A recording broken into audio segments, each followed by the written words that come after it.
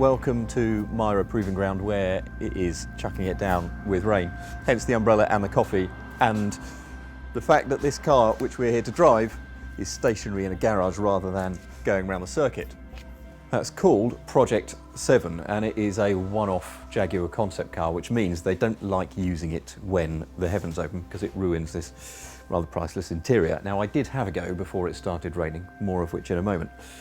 But meantime, it's called Project 7 because Jaguar has won Le Mans 7 times. This does not mean that it's going to return to motor racing anytime soon. It just references the D-Type, hence this spoiler here, hence the Kyriakos style colours. But it also gives a few hints as to what Jaguar might do in the future.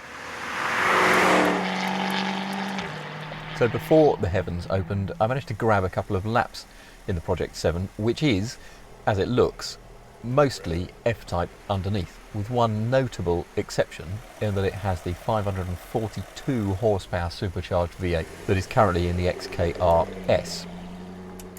Would you ever see it in the F-Type? Well, it doesn't take too much of a stretch of the imagination to think that you might.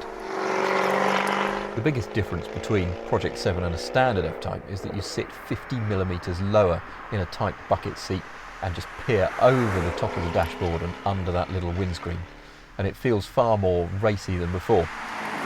The suspension is 10mm lower and the springs and dampers have been tweaked slightly, but fundamentally this still drives like a lot of other F-Types, which means it's really quick, it makes a great noise, and it'll go a little bit sideways when you want it to, maybe sometimes even when you don't.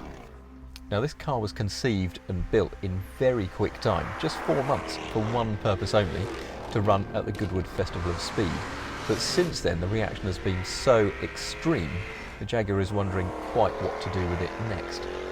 One thing is for certain, a more extreme version of the F-Type can only be a good thing.